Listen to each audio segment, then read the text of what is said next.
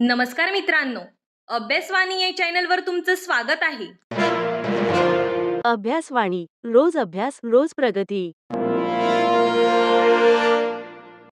या व्हिडिओमध्ये आपण सार्वजनिक विभाग भरतीच्या संदर्भात एक मोठी अपडेट पाहणार आहोत आणि महाराष्ट्र राज्याचे आरोग्य मंत्री प्रकाश आंबेडकर यांनी विधानसभेमध्ये जे सांगितलं होतं की आम्ही 8 दिवसांमध्ये भरतीची प्रक्रिया वेगवान करणार आहोत, तो त्यांनी शब्द पाळलेला आहे.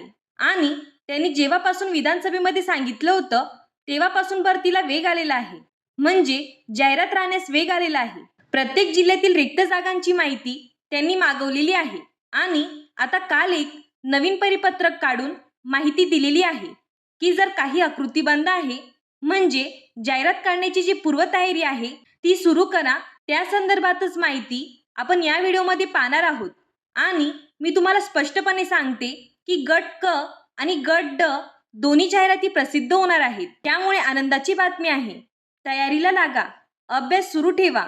तर त्या परिपत्रकामध्ये काय म्हटलं आहे ते आपण पाहूया. व्हिडिओ शेवटपर्यंत पहा. तर या ठिकाणी पहा, 9 जुलैचं हे परिपत्रक आहे आणि त्याच्यामध्ये म्हटलंय महाराष्ट्र शासन आरोग्य सेवा संचालनालय पुणे. इथे स्पष्टपणे म्हटलेलं आहे गट क आणि गट ड संवर्गाच्या भरतीच्या अनुषंगाने पूर्वतयारीबाबत, म्हणजे ही भरती होणारच आहे गट क आणि गट ड ची. तर त्या अनुषंगाने जी पूर्वतयारी करायची आहे त्या संदर्भात या सूचना सहसंचालक आरोग्य सेवा, त्याच्यानंतर उपसंचालक आरोग्य सेवा, आता बरीच अशी नावे दिलेली आहेत, ते तुम्ही पाहून घ्या. आता त्याच्या पुढे पहा, वरील उपरोक्त विषयाच्या अनुषंगाने गट क व गट ड संवर्गाच्या पदभरती 2026 प्रस्तावित आहे. स्पष्टपणे त्यांनी दिले की वरील विषयाच्या अनुषंगाने गट क व गट ड संवर्गाच्या पदभरती 2026 प्रस्तावित आहेत, म्हणजे करायची आहे. त्या अनुषंगाने पूर्वतयारी करण्याच्या उद्देशाने सर्व नियुक्ती प्राधिकारी त्यांनी बिंदूनामावली व व्हेकन्सी मॅट्रिक्स तयार करून प्रमाणित करणे आवश्यक आहे.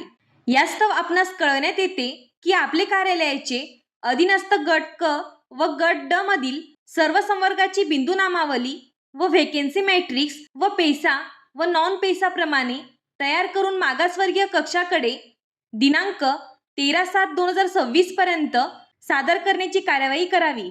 म्हणजे आज आहे 10 जुलै, म्हणजे फक्त 3 दिवसांमध्ये ही कार्यवाही करावी असं त्यांनी सांगितलेलं आहे. आणि एकदा काही मागासवर्गीय कक्षाला मंजुरी दिली की आपली जाहिरात यायला मार्ग मोकळा आणि ते 13/7/2026 पर्यंतच त्यांनी सादर करायला सांगितलेलं आहे. म्हणजे पहा, भरतीचा वेग किती वाढलेला आहे. तर जे कोणी आरोग्य विभागामधील पदांची तयारी करत असतील तर त्यांनी आत्ताच अभ्यासाला लागा. याच्यामध्ये कोणकोणती पदं भरली जातील, त्यांची पात्रता काय असेल, अभ्यासक्रम काय असेल, हे मी तुम्हाला येणाऱ्या व्हिडिओजमध्ये डिटेलमध्ये सांगणार आहे. तर या व्हिडिओमध्ये एवढीच माहिती. हा व्हिडिओ उपयुक्त वाटला असेल तर चॅनलला लाईक, शेअर आणि सबस्क्राईब करायला विसरू नका. धन्यवाद. अभ्यासवाणी रोज अभ्यास रोज प्रगती.